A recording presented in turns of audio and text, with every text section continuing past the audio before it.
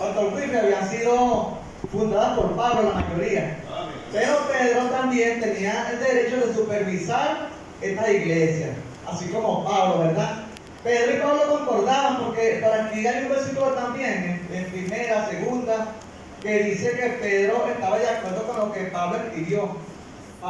Pedro decía que lo que había dicho Pablo era la verdad y que muchos indoctos la torcían. Entonces dice el versículo 1, la introducción, ¿verdad? El autor es Pedro 1:1, dice, ahí me baja, ¿verdad? Me quito la antifaz y me lo toca. Pedro, apóstol de Jesucristo, a los expatriados de la dispersión. Pablo es el autor, como dice aquí. Pablo es el autor de la carta, ahí está diciendo, ¿verdad? Y el destinatario de la persona a la cual envió la carta, es los que están en la dispersión. Y ahí dice los países, ¿verdad? Como esa palabra, los estados, ¿verdad? Las provincias. Asia Menor se llamaba, era el nombre de ese país. Es un país, Asia Menor. Hoy día se llama Turquía o Turquille, ¿correcto? Ese lugar todavía existe. Es importante estudiar la geografía bíblica, hermanos, porque los mormones en sus libros, esa falsa religión que llaman los mormones, los lugares que ellos citan en sus libros no existen, no han sido localizados. En cambio, las ciudades que habla la Biblia han sido localizadas hoy día, existen. Eso quiere decir que la Biblia es verdad.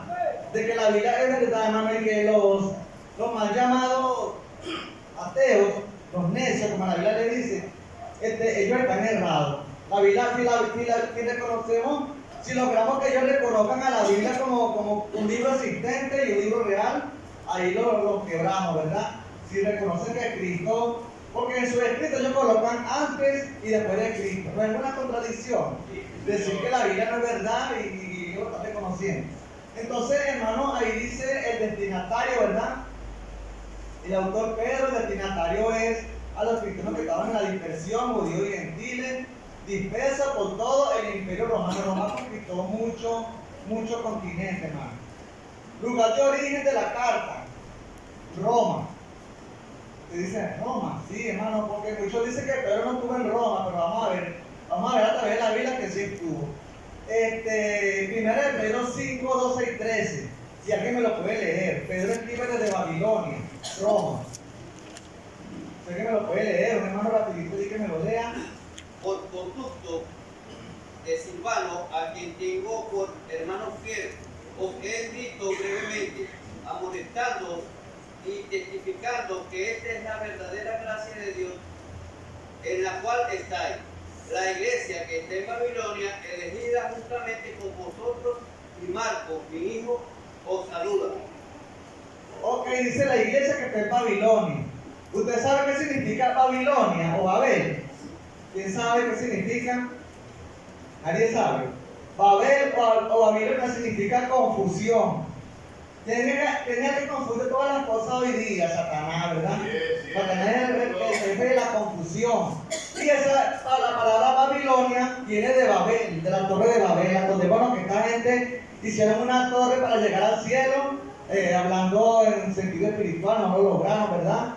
Pero Dios confundió sus lenguas, significa confusión. Así que Babilonia significa confusión. Y vamos a buscar allí algunos versículos que nos demuestran que Babilonia es Roma. Apocalipsis 18, 2 y 3. Fíjense como que era allí. Apocalipsis 18, 2 y 3. El apóstol Juan le llama Babilonia, ¿oyó? A Roma. Le llama Babilonia, el apóstol Juan. Y en su escrito él dice que Babilonia, o sea Roma, sería destruida, sería quemada una vez más. Contémonos que Nerón la quemó, pero Dios va a permitir otra vez que sea quemada esta ciudad. 18, 2 y 3, fíjense como dice, hermano. 18, 2 y 3 de Apocalipsis, si usted ya está allí. Dice, y clamó con voz potente diciendo, ha caído la gran Babilonia. Esto es Roma, ¿no? Donde está situado el Vaticano. Roma es igual a Iglesia Católica, es igual a Vaticano, es igual el papado. Donde está el Papa, dice que está rodeado de oro. Este versículo lo explica. Dice, ha caído la gran Babilonia, se ha hecho habitación de demonios, y guarida de todo espíritu inmundo, y albergue de toda ave inmunda y aborrecible. Y dice el 3, porque todas las naciones, fíjate lo que han dicho todas las naciones a través de todos los siglos, porque todas las naciones han bebido del vino del furor de su fornicación, y los reyes de la tierra han fornicado con ella, y los mercaderes de la tierra se han enriquecido de la potencia de sus deleites. No hay lugar en Venezuela que usted vaya a visitarlo, un municipio, una ciudad, y no haya una iglesia católica, hermano, están en todas partes. Aunque la gente ya no cree en ellos, esas iglesias están en todas partes. Y en varias partes del mundo también están estas iglesias. Y dice que los reyes de la tierra han fornicado con ella, con Babilonia, el lugar donde Pedro escribió, donde Pedro estaba viviendo. Y aquí hay otro versículo, hermano, el 17:9, un poquito más detrás. Dice, 17:9 del Apocalipsis, dice, esto para la mente que tenga sabiduría. Las 7 cabezas son 7 montes sobre los cuales se sienta la mujer. Roma está situada sobre 7 montes. Es lo que dice la Biblia aquí. Y usted sabía que uno de estos montes en Roma fue donde Bolívar hizo el juramento. El monte sacro, el monte Aventino, que se llama el monte sacro o monte sagrado. Dicen que allí Bolívar hizo su juramento. Dice que es una de las colinas más altas. Y dicen que allí Dios lo oía más rápido. Que se parece que concuerda bastante con la Torre de Babel. Que como era un lugar alto, allí Dios oía las oraciones más rápido. Allí Bolívar hizo su juramento de libertad a Venezuela, en el monte Aventino o monte sacro, en Roma, el lugar donde Pedro estaba escribiendo. ¿Ok?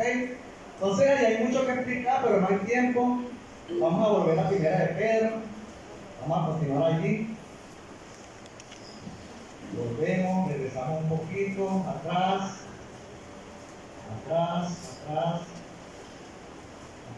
y voy otra vez. Ok, dice los expatriados, ¿verdad? Expatriado significa extranjero, o como le dicen hoy día, migrantes, que no tienen patria. Nuestros familiares que están en Estados Unidos, en Colombia, por ahí, son migrantes, porque no tienen patria, están allá sin patria, porque su patria la dejaron acá. Dispersión, era que estaban dispersos. ¿Okay? Entonces, en las ciudades que se mencionan aquí, ahí se menciona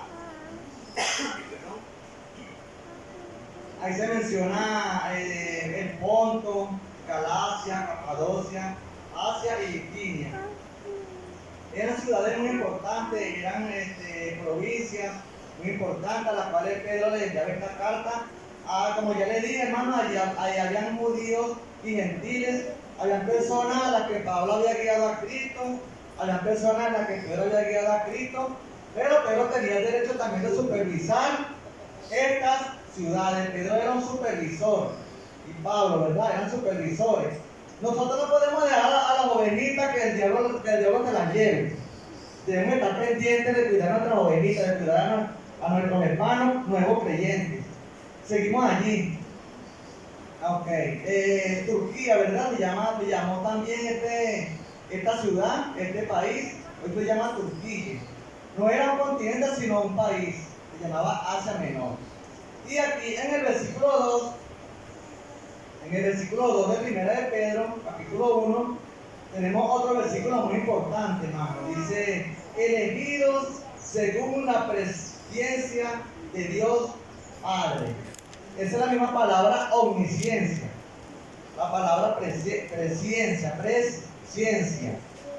¿Ok? Es una palabra que significa que Dios todo lo sabe. Dios es el único que sabe el futuro. ¿Quién conoce tu pasado, hermano? Dios.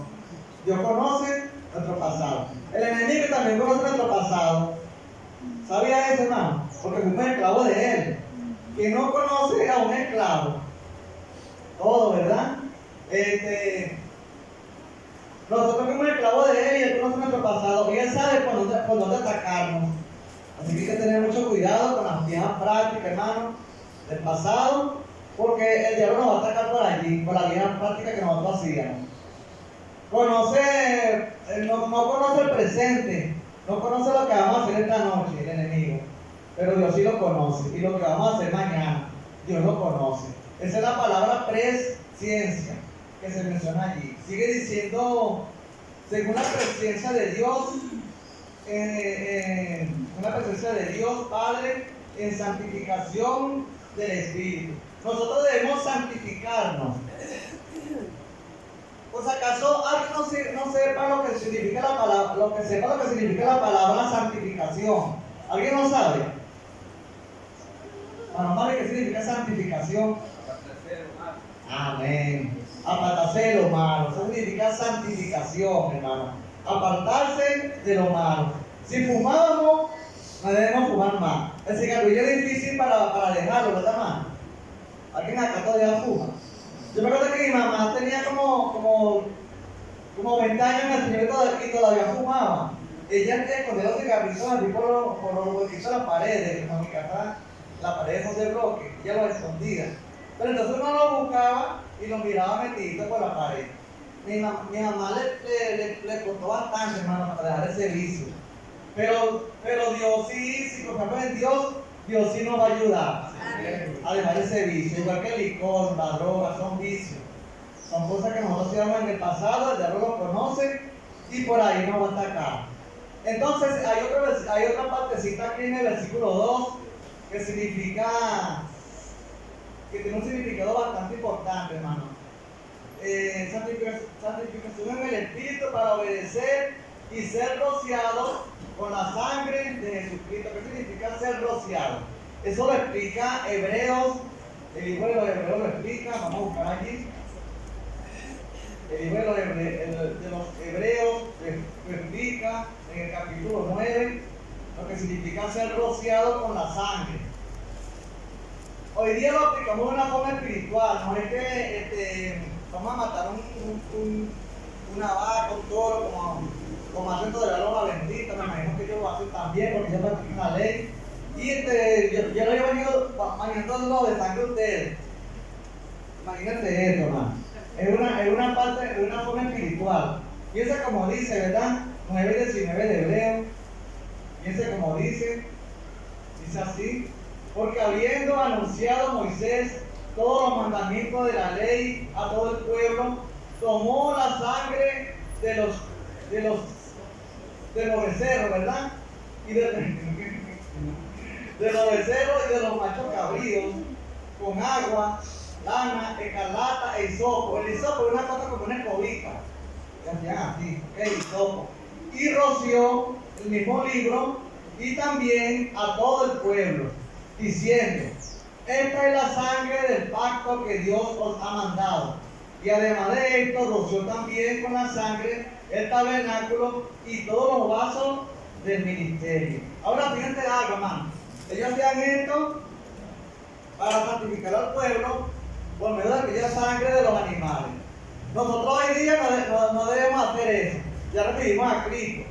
Y la Biblia dice en Juan 1:9, como dice Juan 1:9, dice: y la sangre de su Hijo Jesucristo nos limpia ¿de qué? De todo pecado. Ya no podemos hacer eso, rociarnos de sangre y no orar y pedir a Dios que nos limpie con su sangre preciosa, ¿ok? Entonces eso significa rociar. Hay una palabra en la Biblia que muchas veces no entendemos, hermano, pero muchas veces uno tiene que buscar ayuda, buscar comentarios para poder entender. Ahora volvemos otra vez a Pedro, estamos para allí para acá, no de la Biblia. La Biblia te ojea para allí, te ojea para acá. Seguimos acá, hermano. Dice, versículo 3. Versículo 3, vamos a volver el 3, leemos el 4. Dice: para una herencia incorruptible, incontaminada e inmarcesible, reservada en los cielos para nosotros, por medio de la sangre de Cristo, cuando el Señor nos perdona, hermano, podemos obtener esa herencia. Ahora dice que es una herencia, eso habla del cielo, ¿ok? Eso habla del cielo. Eso habla de lo que tenemos en el cielo. La Biblia habla un poco del cielo, ¿verdad, hermano? La Biblia habla más del infierno que del cielo. Ahora te preguntará por qué habla del infierno.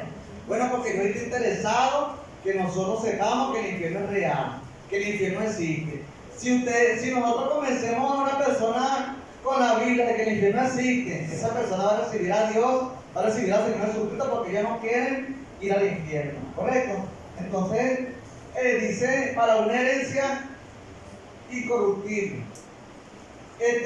Habla un poco del cielo, ¿verdad? El Señor. Solamente dice en Apocalipsis 22, lo voy a leer acá. Apocalipsis 22, habló poco, ¿verdad? La única persona que logró ir al cielo por unos minuticos fue Pablo. Pablo logró ir al cielo. Pero me parece que el Señor le prohibió hablar de ese lugar. Porque si hablaba de ese lugar, se estaba gloriando. Fíjense lo que dice Apocalipsis capítulo 22, hermano, acerca del cielo. Fíjense lo que dice. Es algo bastante profundo, pero ni yo lo entiendo, ¿verdad? Dice versículo 1 del 22 de Apocalipsis, dice, después me mostró un río limpio. Fíjense, un río limpio de agua de vida. Aquí habla en singular. Después, en singular es cuando es uno. Y plural es cuando son dos, más de dos. Después me mostró un río limpio de agua de vida, resplandeciente como el cristal, que salía del trono de Dios y del Cordero. Y en medio de la ciudad, hay una ciudad que se llama la Nueva Jerusalén. Y en medio de la ciudad, y a uno y al otro lado del río, un río, ¿bien? Hay un río también, habla solamente en singular. Estaba el árbol de la vida, un solo árbol, hermano, allí en esa ciudad, que produce 12 frutos. Ahora, ¿qué frutos serán?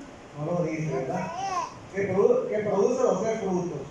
Ese es el único versículo que habla del cielo. Que 12 frutos, dando cada mes su fruto, o sea, da 12 frutos al año, uno cada mes. Y las hojas del árbol eran para la sanidad de las naciones. Parece que las naciones de la tierra van a necesitar sanidad. Pero nosotros no, porque nosotros solamente vamos a comer del árbol de la vida, teniendo vida eterna. Pero dice que habla de una calle, la calle de la ciudad. Bueno, yo no entiendo, ¿verdad? Pero un día sabré. Un día cuando yo entre en el cielo, sabré por qué el Señor escribió esto, ¿verdad? Tan profundo, hermano. Entonces, el Señor habló más del infierno que del cielo.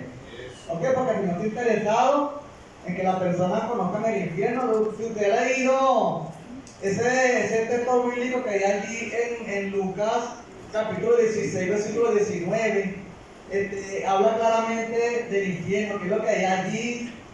Dice que las personas tienen sus 5 sentidos comunes allí, en ese lugar. Pueden oír, en el infierno las personas pueden oír, pueden ver, pueden sentir, pueden sentir sed. Tienen sed las personas allí.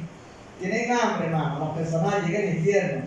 Pueden ver, pueden oír, pueden sentir. Tienen todos los 5 sentidos que nosotros tenemos acá en la tierra, los 5 sentidos. Esto quiere decir que es un lugar real. Y las personas mencionadas allí en ese texto de Lucas tienen nombres propios. Lucas 16, 19. Tienen nombres propios. Abraham, Lázaro. Y los testigos de Jehová dicen, no, eso es una parábola. Pero en otra parábola aparecen personas con nombres propios. En ninguna. Ese lugar es real, hermano. Y nosotros debemos hablar a las personas para que escapen de ese lugar. En la epístola de Judas, Judas dice, a otros salvar, arrebatándolos del fuego. Quiere decir que es como si las personas estuvieran quemándose. Allí en ese lugar, como si ya estuvieran quemándose. Seguimos acá, ¿verdad? La palabra presciencia, ya le expliqué, ¿verdad? La palabra presciencia, pero volteó la mitad de mi Tiene mi cuadernito acá. Y en el versículo 3, hermano, en Apocalipsis, vamos a regresar a la primera de Pedro, una vez más. Primera de Pedro, dígame paciencia porque estoy en la Biblia. Ok, primera de Pedro 1:3. Primera de Pedro 1:4, hermano. 1:3. En 1:3 hay una palabra muy importante también, hermano, déjeme leerla. En 1:3. Dice: bendito es Dios y Padre de nuestro Señor Jesucristo, que según su grande misericordia nos hizo renacer. La palabra renacer o nacer de nuevo. Hermano, cuando muchas personas, yo no sé, hermano, van a hablar a las personas y en vez de darle plan de salvación, se pueden hablar, no, tú tienes que nacer de nuevo. Ellos no van a entender eso. No lo entienden, hermano. Hable del plan de salvación, hable de Romanos. No le hable, tú tienes que nacer de nuevo porque va a pasar como Nicodemo. ¿Qué preguntó Nicodemo? ¿Es posible que yo entre otra vez en el vientre de mi madre y vuelva a nacer? No lo van a entender, hermano. No lo van a entender. La palabra nacer de nuevo significa nacer de arriba, del cielo, nacer de arriba del cielo. Ustedes saben que Nicodemo le preguntó al Señor, ¿puedo de nuevo entrar en el vientre de mi madre y nacer? Bueno, ese es un nacimiento, ese es un nacimiento terrenal. Todos nacimos una vez del vientre de nuestra madre, ¿verdad que sí? Cuando una persona recibe a Cristo, nace de arriba, nace del Espíritu. El Espíritu Santo viene y entra en el cuerpo de la persona y la persona es salvada. Cristo entra en el corazón y de ahí no se va a salir nunca más, porque la salvación es eterna. Eso es lo que significa nacer de nuevo. Nacer de abajo, del vientre de la mujer, y nacer de arriba. El nuevo nacimiento. Cuando Cristo viene y entra en el corazón de la persona y le salva. Entonces no hay que dar muchas vueltas, hermano.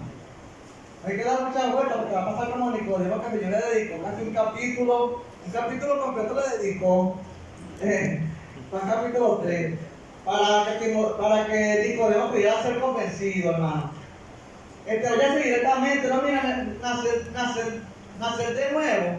Ya tú naciste del vientre de tu madre. Ahora tú necesitas nacer de arriba. Cuando el Espíritu Santo viene y entra en tu corazón, eso significa el nuevo nacimiento. ¿Okay? Me quedan muchas vueltas, hermano. Como dije yo con la policía, ¿verdad? Yo no di muchas vueltas. De una vez entré en el tema. Ahora con nosotros, ¿no? Tenemos que necesitar ese salvo que yo le predique. Bueno, y aquí entré en acción, hermano.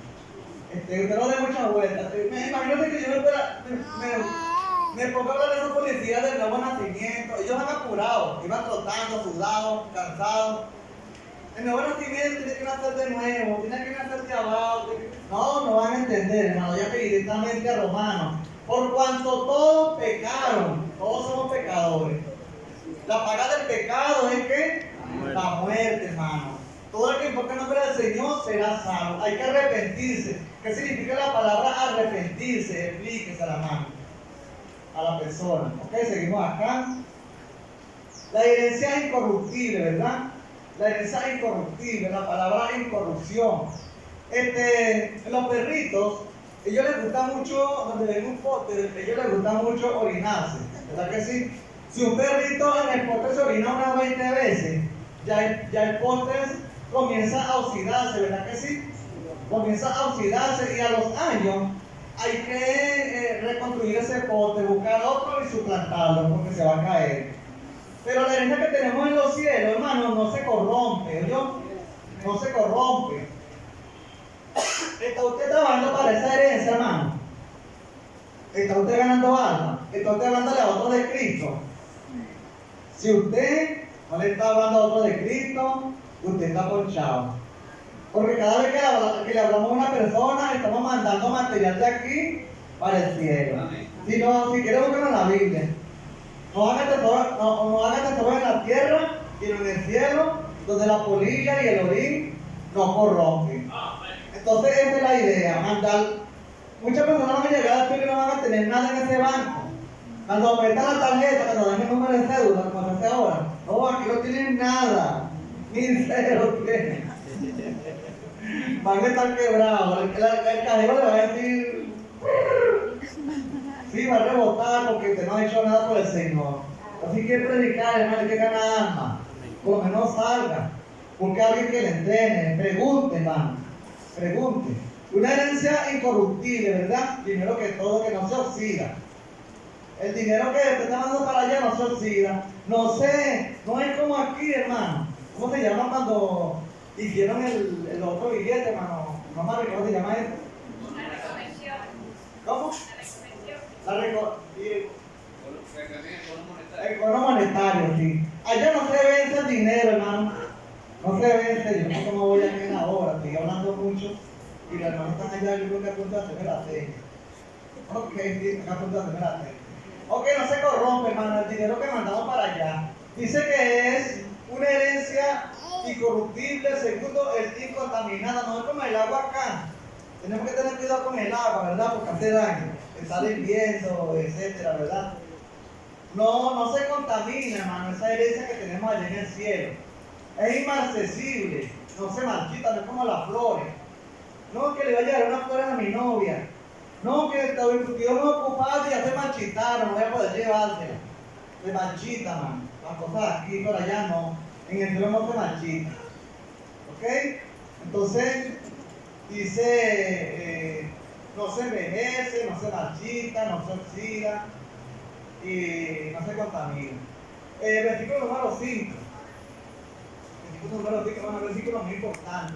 Que soy guardado por el poder de Dios mediante la fe para alcanzar la salvación que está preparada para ser manifestada en tiempo postrero. ¿Tenían problemas la gente de estos países, de estas provincias? Sí tenían, hermano. Sí tenían, pero ellos necesitaban a alguien que los ayudara. Ellos necesitaban a alguien que les llevara una palabra de aliento. Cuando esta carta llegó a ellos, la primera carta de Pedro, fue una palabra de aliento que llegó para ellos.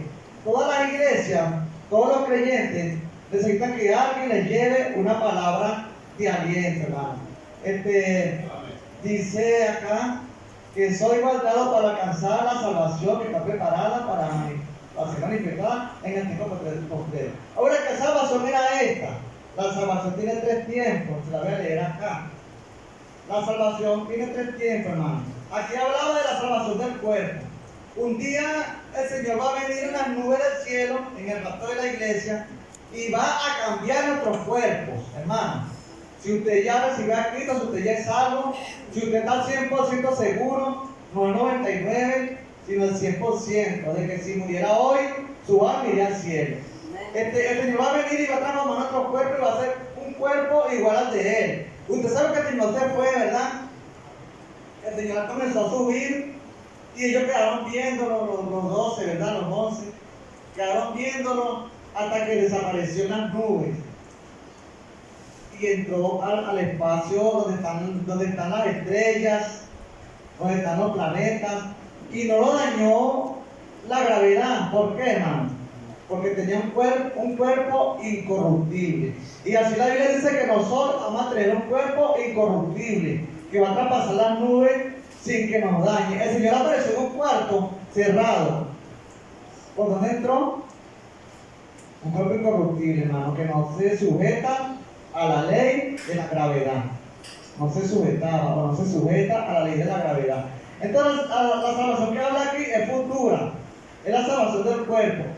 Nosotros fuimos salvos, ya somos salvos, los que recibieron a Cristo, de las consecuencias del pecado. Romanos 6:23. La paga del pecado es la muerte. Esa es una consecuencia. Estamos siendo salvos hoy día, punto número 2, estamos siendo salvos hoy día de la presencia, del dominio del pecado. Romanos, 1 Juan 2:1, por aquí mismo está, por aquí mismo, como dice alguien. 1 Juan 2:1 dice: hijos míos, esta cosa os escribo para que no pequéis. ¿Viste? El Señor no quiere que pequemos. Oye, hermano, pero por si acaso, si alguno hubiese pecado, abogado tenemos para con el Padre. ¿Quién es ese abogado? Jesucristo. Jesucristo es un abogado. Cada vez que pecamos, debemos ir a Él. Ahora hay otro abogado allí. Hay el abogado bueno y el abogado malo. El abogado malo me están haciendo señas, ¿verdad? El chaquete de la trompeta ya me está haciendo señales. Entonces, el abogado malo es el que quiere condenarnos. Es que no, pero mátalo de una vez, mátalo de una vez. No, yo morí por él. Es el Señor Jesucristo. Yo morí por fulanito porque luego lo van a matar. ¿Entiendes? El abogado de Jesucristo nos defiende. Así que tengamos confianza, hermano. Cada vez que se nos salga un sapo por la boca, una culebra, vayamos a Dios. Que vayamos a Cristo, que Él es nuestro abogado. Y Él nos perdona, Él nos defiende. No le hagas eso porque yo morí por Él. Entonces se dejó. Tuvo que pedir permiso, ¿verdad? Para hacerle daño. Vamos a orar, hermano, esta mañana.